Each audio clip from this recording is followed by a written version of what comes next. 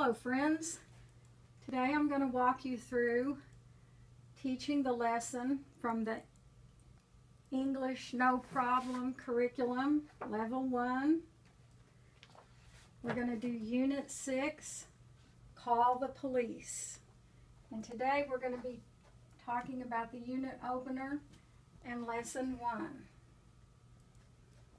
So when I start my class, I have the attendance sheet out for my students to check in, and as they come into the room, I greet them and we chat a little bit about some upcoming event or some past event, recent event. This time, it's going to be Wednesday, October the 28th. So I'll write that on the board. Today is Wednesday, October 28th. And I'll probably talk a little bit about what their plans are for Halloween. We've got a holiday coming up. Are your kids gonna go trick-or-treating? Have you gone and picked out costumes? Just chatty things about what's going on in their life and current events. When they sit down at the table, on each table there'll be 3 valuables. Remember when we wrote our lesson plan and I put our materials, we talked about having valuables out. So I've brought my wallet and some jewelry. Here's my iPad, my keys, a Nook, and a camera. So I have 2 tables, so I'll probably have 3 things on each table for them to look at when they sit down. That's our unit opener. That's something that's going to grab their attention. So we always want to think about what is going to introduce our unit is an interesting thing that the students will immediately be wondering about. Here's my wallet. They're going to open it up and say, oh, look at all that money. So that will be our introduction. We'll open our books and look at the beginning page. Call the Police is at the top. And we're going to look at the picture and talk about the picture. Now if you look in your teacher's manual, it tells you questions to ask about this picture. It says, who is she? Where is she? What is she doing? What time is it? There's a little word up here in a box that says important. So you might want to talk with your students about the meaning of that word. So we're going to talk about the picture first, and then I'm going to ask someone to read the sentence below, the 2 sentences below, and look at the question under the arrow which says, are your things safe? So we're just going to use this page to have a discussion. At the bottom it says, what's your opinion? Is it important to buy insurance for your things? Now we've already talked about the word important. Let's talk about the word insurance. And we'll chat a little bit about that. I might write that word on the board. And I might talk about different kinds of insurance, like car insurance, home insurance, life insurance, health insurance, different kinds of insurance that people might buy. And I would encourage them to tell me about the different kinds of insurance that they have. And then I'm always interested to know what their opinion is, so that'll generate a little discussion as well, because of course, as we all know, there's a lot of pros to having insurance, but there's some cons as well. So we talk about that. Then we're going to look at our picture dictionary on the next page. I always do what it directs me to do, which is I read the word and they listen. They repeat the word. They make a note of any new words. And we discuss any new words that they don't know. And I'm looking over this before I do my lesson, in my lesson plan part of my day. I've already looked at the words and decided which ones I think they might not understand. The one I've highlighted is the word safe. And the reason I think we need to discuss that is because safe has two meanings. Safe means personal safety. You feel safe would be my example, and we talk about that. And then another kind of safe is a box to keep valuables safe. So that's another kind of safe. So we might talk about the two different meanings of the word safe and how they're related. And after we've looked and talked about our vocabulary words, I have my little sticky note to remind me that for us to reinforce our vocabulary, we're going to play hot seat. So I remembered to bring my cards with our vocabulary on it. I'm going to divide my class into two teams. They've played this before, so they know how to do it. Somebody's going to come up and sit in the hot seat. And then I'm going to hold this card over their head, and their team members are going to try to get them to guess this word without telling them the word. They're going to have to describe the word. It's something you look at. It has channels. There's different sizes. You could play videos on it. They're going to try to describe it in a way that the person who's in the hot seat can guess the vocabulary word. So we'll do that until we run out of vocabulary words.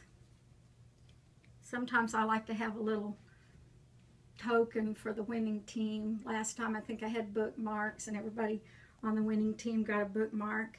And I noticed them using them last Monday when I was in the class. They were using their little bookmarks to mark in their pages in their books, so that was cute. Then we'll move on to gather your thoughts. They're also familiar with this idea map because we've done those before. Here's an example of an idea map. And I decided I'm just going to use the one in the book. Remember when we were planning our lessons, we looked at the handout one that we could print up, but I decided they have enough space here. There's actually a couple of extra lines under here, so they can write their own things in on their idea map.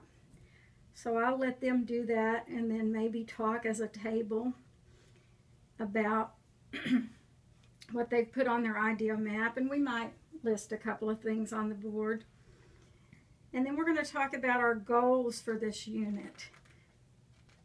And I like to just ask them, you know, what is it that you want to learn in this unit? So that way I know that's something I need to address. If I don't have it in my lesson for today, when we come back next week and do the second day of this unit, I'm going to be sure to have something in there to help them meet their goals.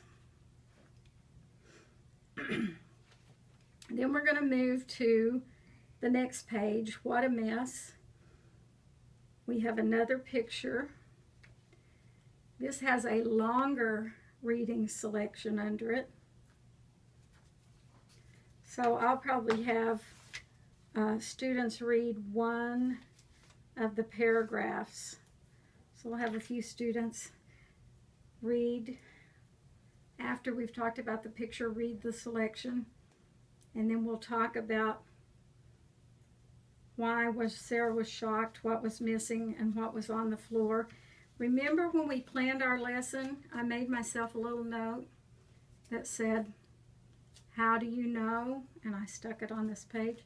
Because one of the things that I talked about in our lesson plan, our teacher's edition lesson planning guide, was we're trying to help students make the connection between the answers to the questions and the material in the text. So when I asked them what was missing, and they say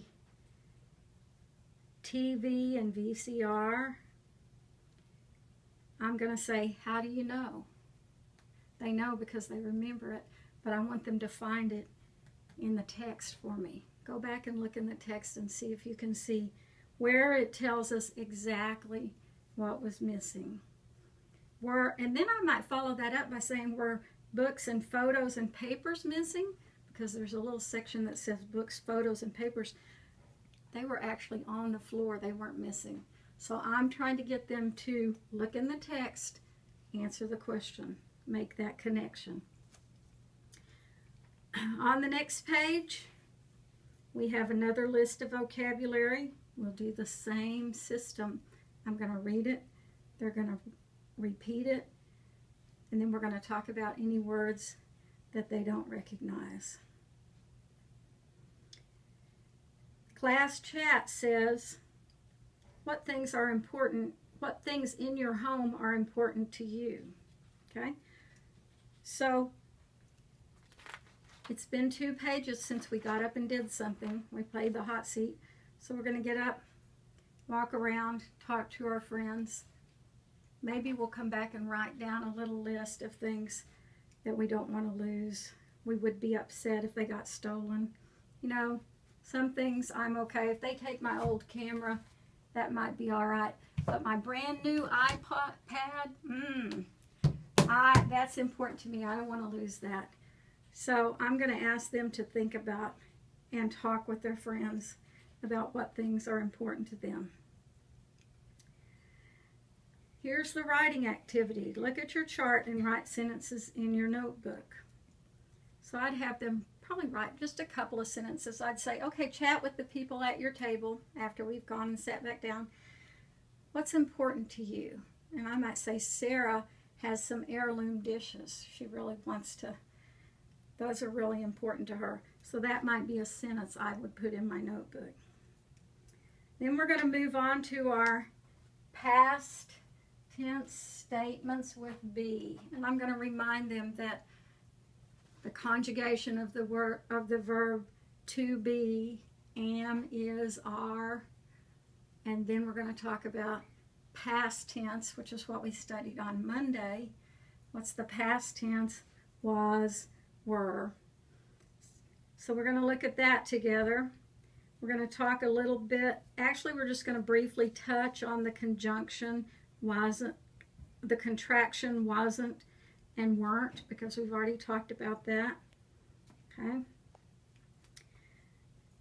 Not too much time. We're not going to spend too much time on that, because that's just a review of some things that we've already learned. Now on our pronunciation, we're looking at the long and short I sounds. So I'm going to read the ones that are here at the bottom of the page. Quiet, night, crime, window, missing, important. I'm going to emphasize the sound of the long I versus the short I. Missing, crime, long. And I've told them before, the long sound is the one that says its name. And in fact, we've made the diacritical markings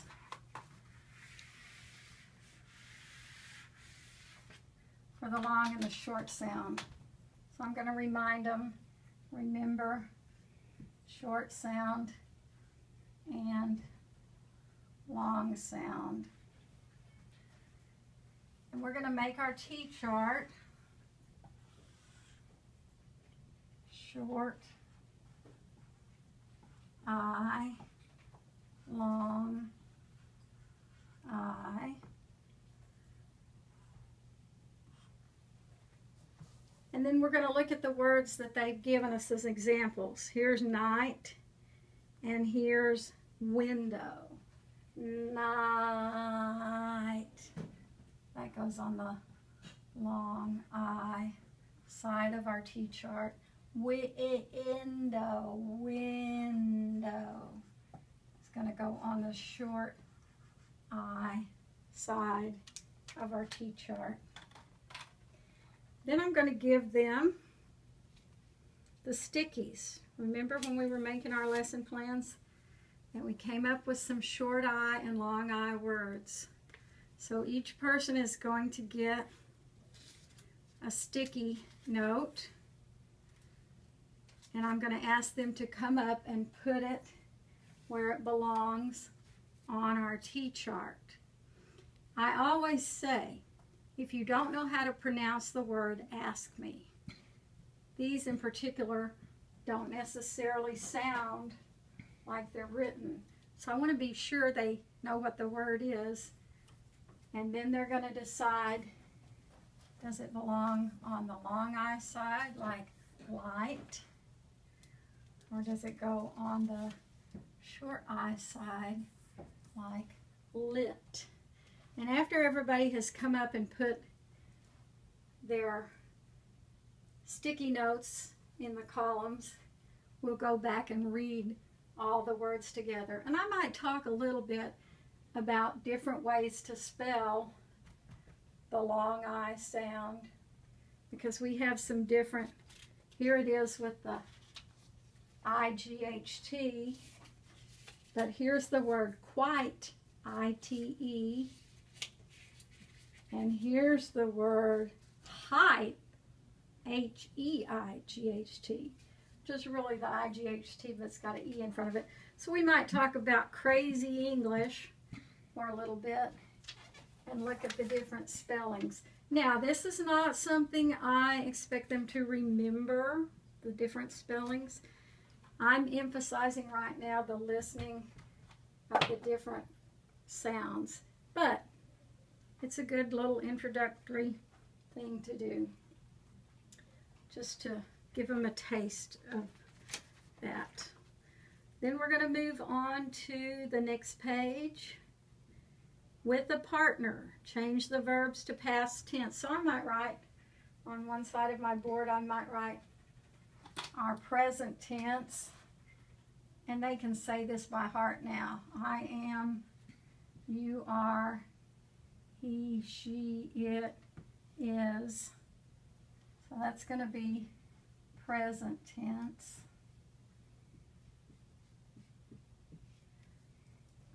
And then we would make a list of past tense. I was, you were, he, she, it was, were, are, we are, you are. And in my class I say you all. The first thing I did when I started teaching on the conjugation chart was tell them in Texas we say y'all, but the real grammar is for plural, second person plural is are. You are, but it means a whole group. Activity C is just checking the boxes, and I'll probably just decide at that time with how much time we have, whether we're going to spend very much time on this. We might skip that altogether, or I might let them work at their table to check the boxes. Activity D says work with a partner, but I like to do this as a whole group activity because I have two students that came in later, and they're a lot lower than the main part of my class. So I find if I do activities like this that are a little more challenging as a whole group, then those students can participate and feel successful. So we'll probably do that as a group. And then our last task, take a home inventory. Make a list of things in your home. This is a writing activity. And remember when we were planning our lessons, I said, I always look to see if there's something that I might move to homework if I run out of time. This would be a good one. If I don't have enough time for them to sit there in class and think about the things that they have that are valuable and make a list of them, I'd say, go home, look around your apartment or your house and take an inventory. Tell me what things you have that are expensive or important to you. And those are two different things. You might have something really expensive, but doesn't mean that much to you.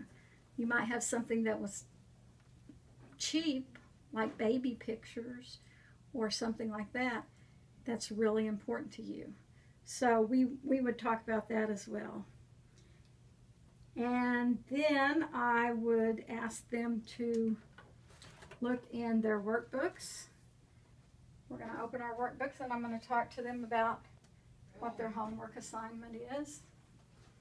And you know, I forgot, when they first come in, you want to review their homework and make sure that they understood what they were supposed to do and there weren't any big issues. So what's the way they would do that in a timely manner? What I usually do is I just open my book to the pages that they were supposed to do, and the first thing I ask is, did anybody have any problems with the homework? No? Great, because usually they don't. I've only one time, I think this year, somebody said, yes, I didn't know how to do this part. So then we open our books and I walk around and I will just spot check. I'll ask somebody to read, can you read the answer to number 2 under part C? And then I'll call on someone else. Or who can read the answer for number 5 on part D, so that everybody has a chance to, I get a chance to see if they've done their homework. And as I'm walking around, I can see somebody has way off, don't know what's going on, or whether they seem to be getting the idea that I don't want to spend a whole bunch of time on the homework, but I do want to make sure that they understand the concept. And if there's something that they didn't get on the homework, before we start our new stuff, right away I address that. I'll say, it looks like you were having a little bit of trouble with past tense of to be. Let's go through that together, and then we'll do that. So that before we introduce anything new, I feel reasonably comfortable that they've got a fairly good grasp of the things that we've already covered. So even if they don't offer that they had any problems, you would still spot check 3 or 4 questions to make sure they really were doing it correctly. Yes, because a lot of our students are uncomfortable being the one who doesn't know. So they may not want to say, I had no clue what I was supposed to do on this page. So if I'm walking around looking, I can see that that page is blank. That gives me information.